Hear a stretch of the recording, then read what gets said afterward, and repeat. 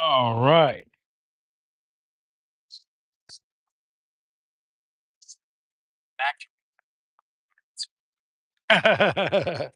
All right, we're ready. All right.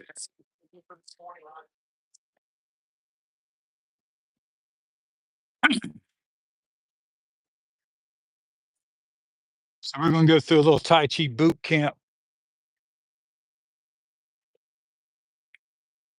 and eventually we'll be adding some of the other things to it. But I think it's always good to make sure we go over some of the basics. Everybody's collecting themselves right now. Getting to the shade, are you there, G? I got to protect that.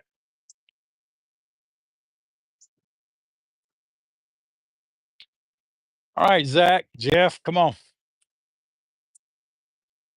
You can bring that with you, Zach.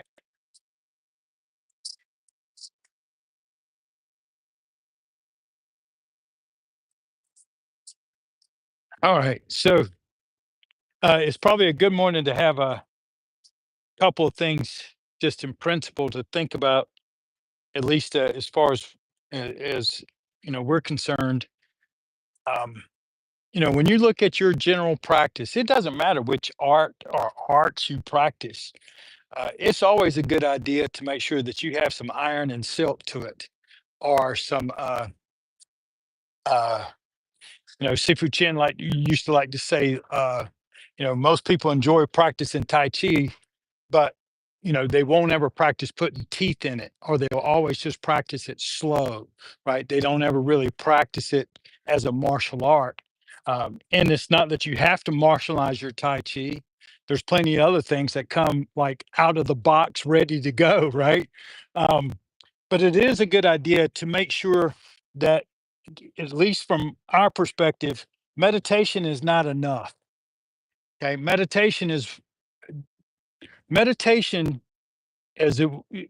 Poe or Chim would say to me, for example, meditation is elementary school, right? That's basics. That's where you learn how to make letter A, B, C, red, blue, C spot run, right? You do a little breath work, you try to feel good, but it's the basics to which everything builds upon, and then later you take your meditation and you learn to train your mind. Then you take it and you learn to train your body with your mind. And you can't get that with just meditation. Plus, if you just practice meditation and you don't have mind scenes and exercises and some level of accountability, you're there are plenty of times, and I know there's witnesses of here, and I witnessed it at my place, where if you just want to practice meditation and you're an asshole, you're just practicing asshole meditation. I mean, I'm serious. I mean, you're just sitting there thinking about, why does she do this? Why does she do that? Or why did he do that? Or he's not fair. I mean, you just go through all that crap, right? And so you're not practicing letting go. You're not practicing the principles of meditation. You're just sitting there churning your own pot. And that's not what we're supposed to be trying to work on. We will all do it. I'm not saying I haven't done it myself. What I'm saying is you have to recognize that that's what you're doing and be able to pull yourself from it. Okay, so that's one. Uh, Making sure that you practice your arts and you have a good balance between being purposeful with something specific that you're working on. And I always recommend, if you don't know what to work on your self defense. Work on spacing, work on evasion, work on power, work on timing, work on knowing where in the hell you are and what you're doing, things like that. Um, and then, but to also have a physical representation of the softness, gracefulness, gentleness, lightness. Because if all you do is practice the martial piece, you'll see it in a lot of practitioners. Everything is hard and choppy and uh, and it looks like somebody trying to break out of a prison, and there won't be the ability to put the mind into a place to where they can have a gentle, graceful representation of themselves, right? And you can't see that in a standing meditation.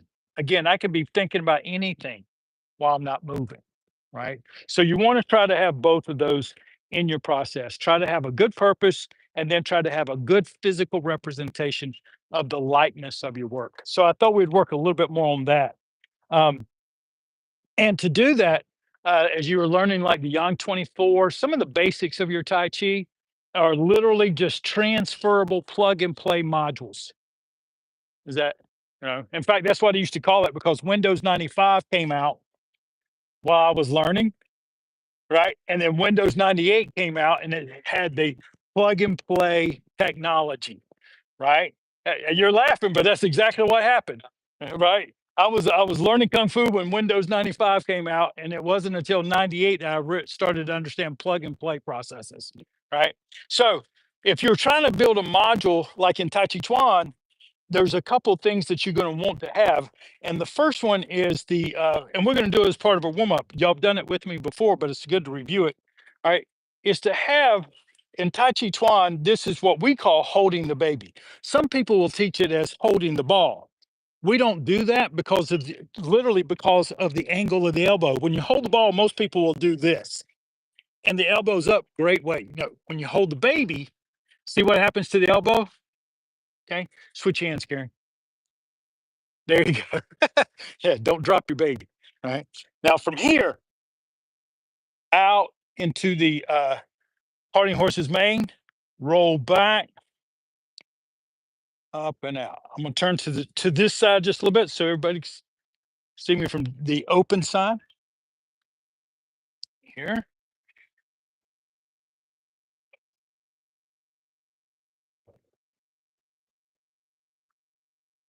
Good. Another one that we do all the time, another module of your Tai Chi is the roll back. And so from here, we're gonna roll back, sit down into it, and then put your right hand on your wrist and press forward. Okay. Roll back and see.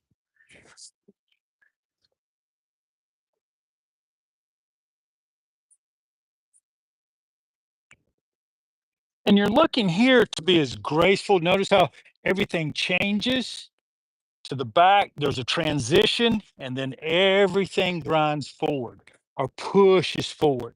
I don't even like to use the word push. Okay.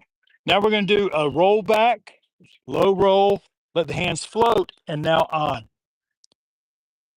Good. Down.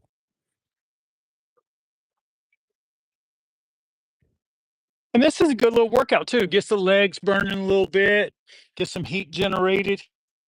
And again, you're trying to be smooth, graceful, finish together, transition, out together, transition. One more time. Good. And let's pull it in. So that was 4 modules. All right. Roll back, parting horse's mane, roll back, G, roll back on. So roll back is a big part of it. Any questions? Nope, nope. Okay. So let's do the other side.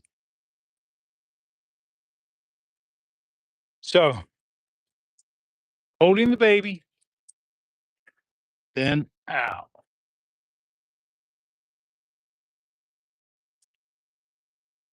In this case, my right hand is coming out over my right leg. When I come back, my right hand scoops down like a rollback, holding the baby for a moment, and then out. 3. We'll do 7.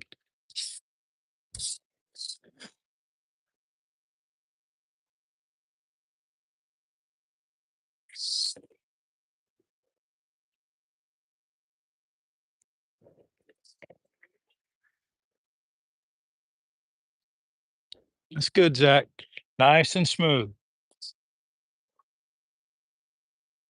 Good. Now roll back with a G. So we come back, float, press, roll back, float, press. And you can practice Tai Chi and you don't have to worry about a form. You can just practice the modules. In fact, that's what would be recommended. Most of the students here will learn a module like we are right now, and then they learn how to walk it. So they're going from one side to the other. Okay. Now roll back to on, roll back, hands empty, then out. We'll do 7 of these. 2,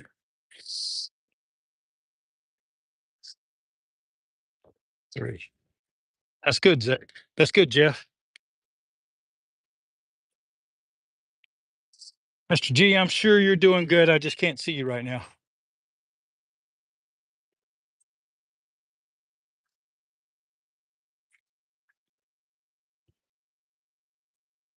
Good. Let's pull it in. Okay. And so if you just only had a few minutes, you got some posting in and got a little of that in, you're good. Right. If you're practicing hop guard, Charlie foot, do a little posting, get that in, finish up a set of Tai Chi or a module or two, you know, we're good. Now, in one of the first forms, the Yang 24 particularly that y'all were just working on, it kind of gives you that representation of the importance of walking hands because it shows you that in the first quadrant over and over again, right? So in that first set, and y'all going to have to follow me as if in the mirror, right? But your hands are going to float.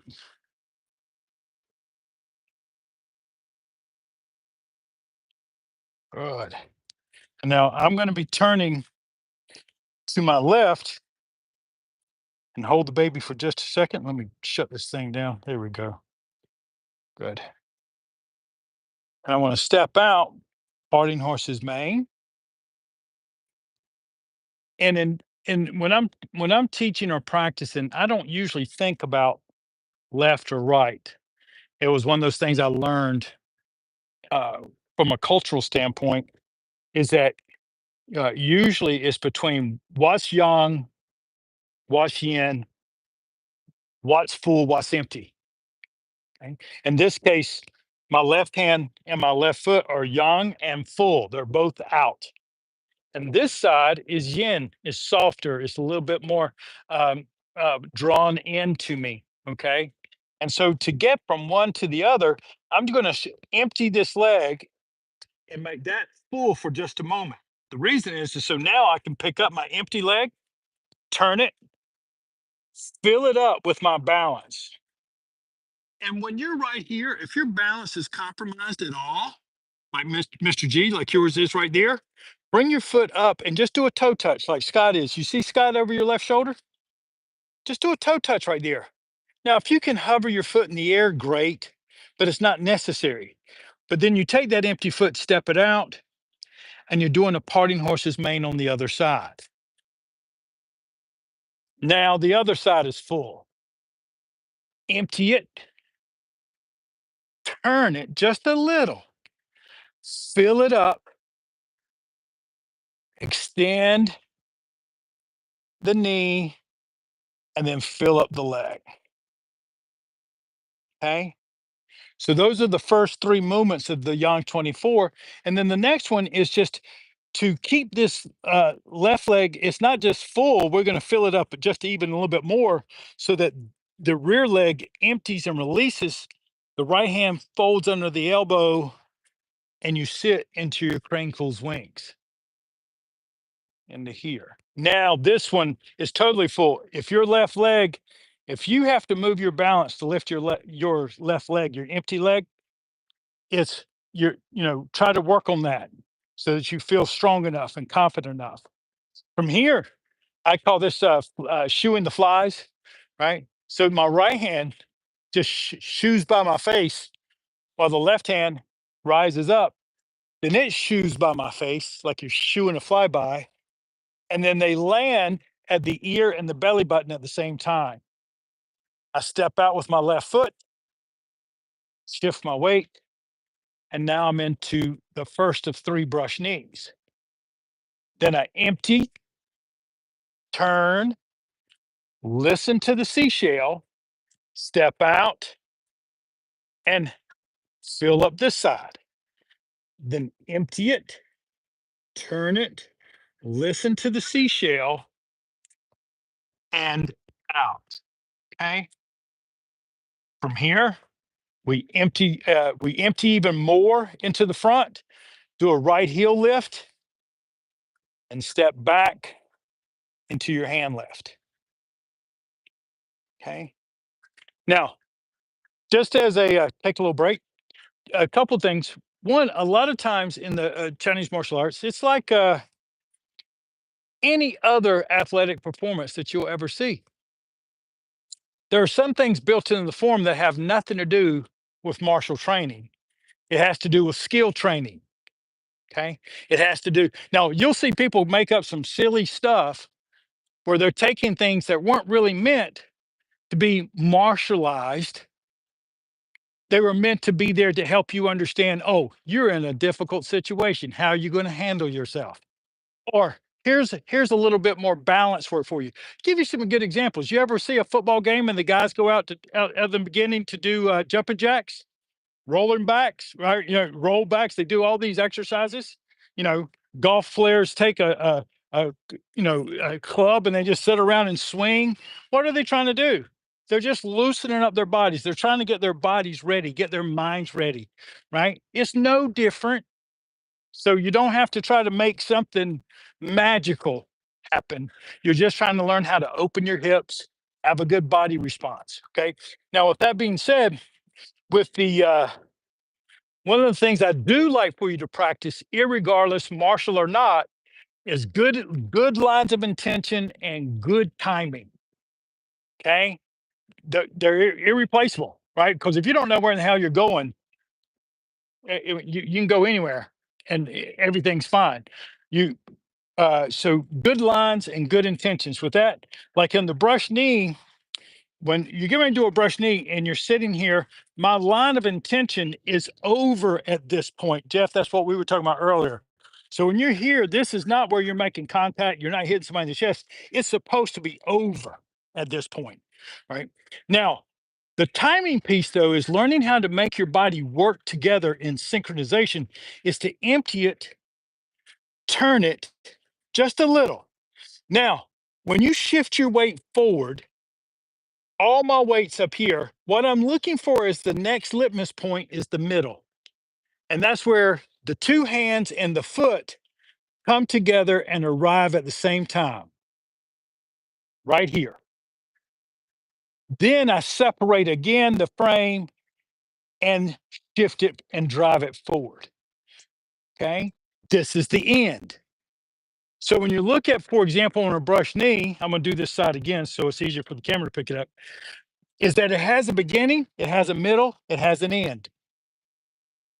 As a practitioner, most of the time people just focus on the ending, which is fine. You have to start somewhere, right? And to keep it simple, we try to start with something similar each time, which is kind of hold the baby. And when we're holding the baby, it's this sort of posture. Okay. To get there, though, when I turn this, I'm looking for that timing. Is that when I shift my weight forward, everything finishes together. There's the middle. This is when the flower is closed. Then the petals begin to open up again until it's fully open. So there's a closing, a middle, and an opening that you're always trying to work on. Okay. All right, so let's do that again from the beginning. This is what I call the first stanza of the Yang 24, the first quarter. Okay. Hands float. Let me check our time here. There we go. Hands float. Down. Exhale. Turn, holding the baby. Step out.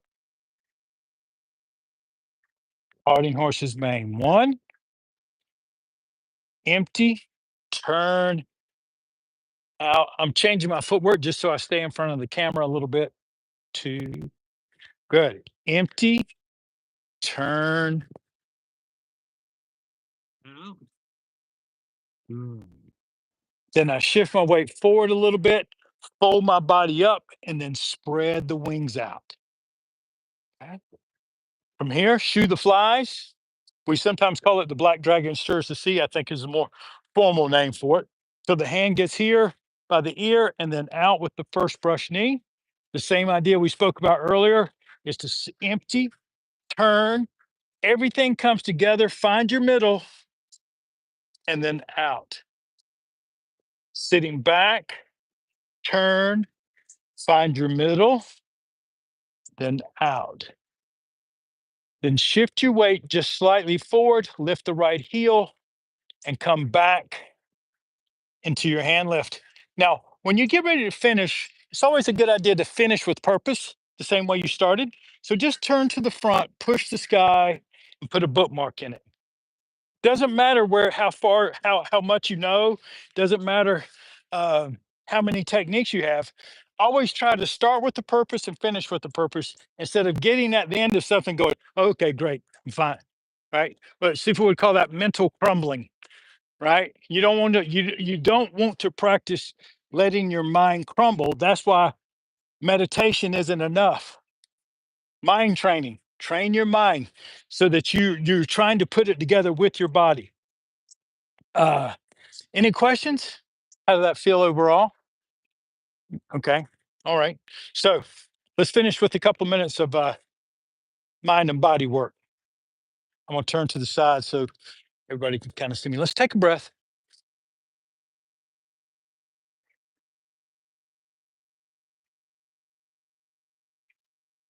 Two more times.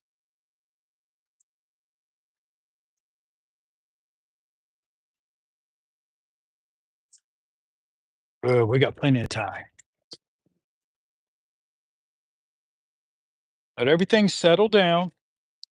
Good stance so you feel like your body is a buoy just kind of sitting in the sea.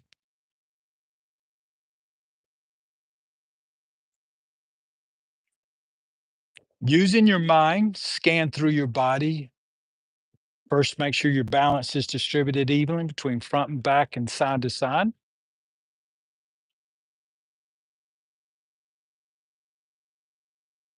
Check your tailbone just to make sure that it's not tucked under too far or protruding out. You should feel like it's pointing down to between your heels.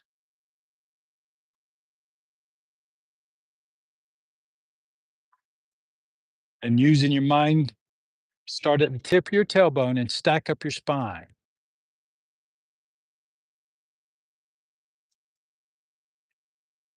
all the way up to the top of your head.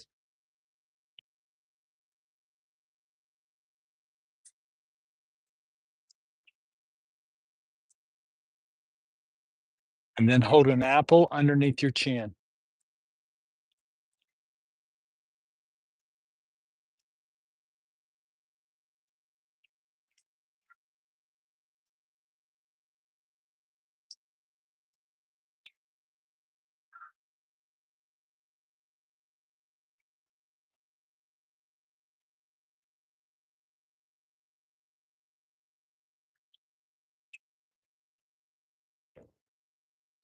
Let your hands float, and we'll just let's say uh, the Wu Chi posture, the holding the hands out a little bit as if you're wrapping them around a tree.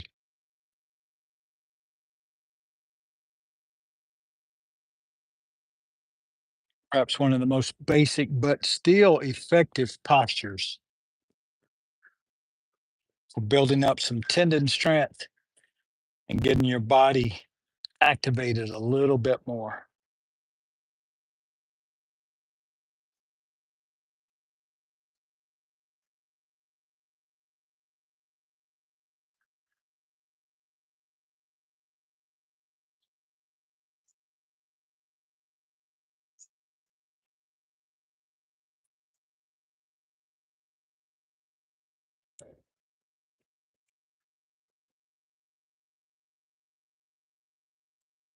And each and every one of us, we start with the two basics. Again, the yin and the yang. But there are degrees of yin and yang, just like your balance can be 60-40, 70-30, 80-20. Well, yin and yang can be the same.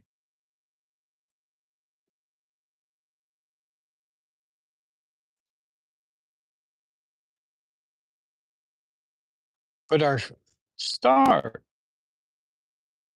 is to understand that there's primary yang spirit and a primary yin. And we want to be able to identify with both of them. Scott and some of the old timers like Chris, for example, know it as the way, the sage and the warrior meditation, or sage and warrior mind and body training.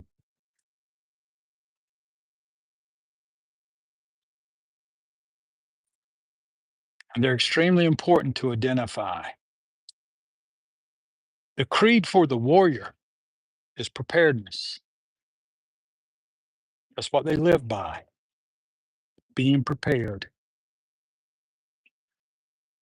Whether it was in the old days or even today, maybe it's done differently, but the principle hasn't changed. If you have something of value, someone's going to want to take it.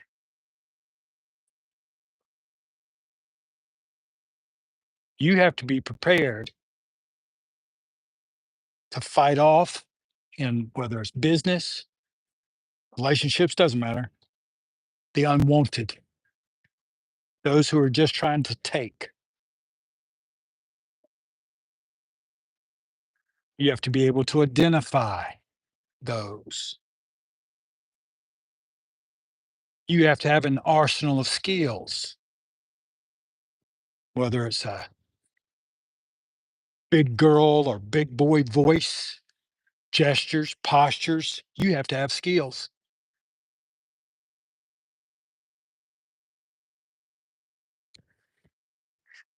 You have to be able to draw a line, identify that line, and hold that line.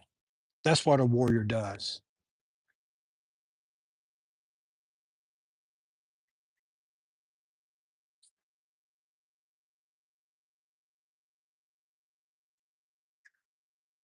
Sharpen your tools every day, because you may not know when the takers are coming.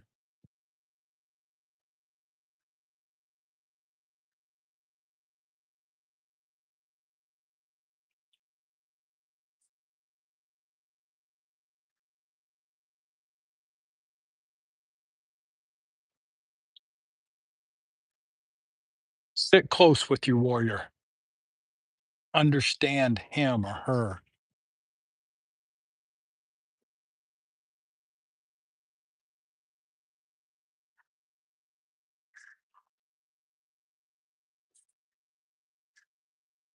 And the other spirit, the sage, lives by a creed, passion,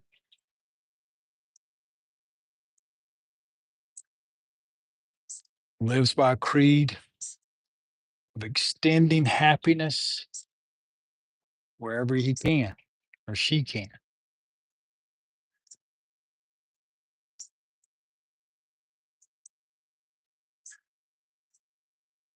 The sage is the one who's always looking for the win win, and not just from a business standpoint, but from an emotional standpoint.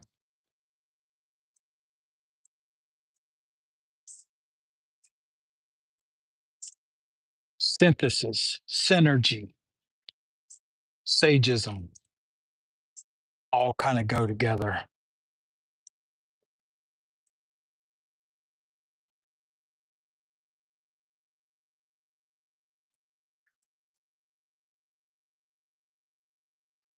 For me, the sage was my paintbrush, the warrior was my hammer.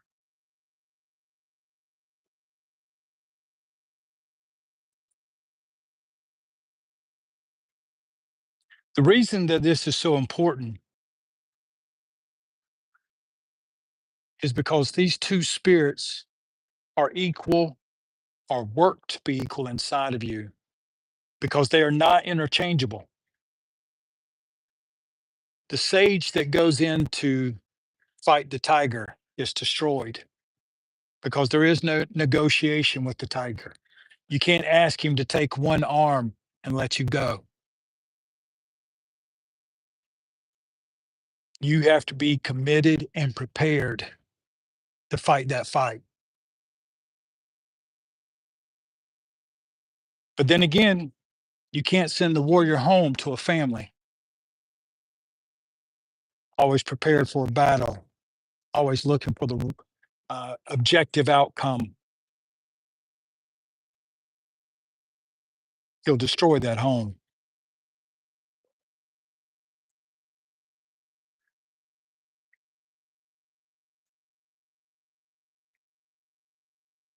Find your two spirits.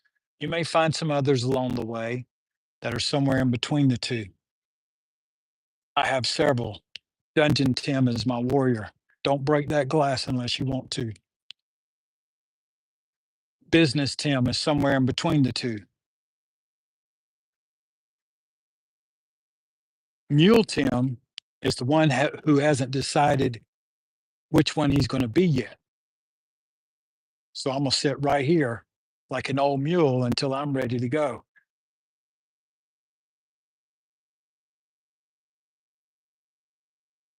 I want you to breathe in and reach out. Then exhale, let the hands float in. Tuck your thumbs, wrap them up gently. Press your hands to the earth, your head toward the sky, and finish a good day's practice. Oh, all right. Thank you all. Held you just a little bit long. Take care.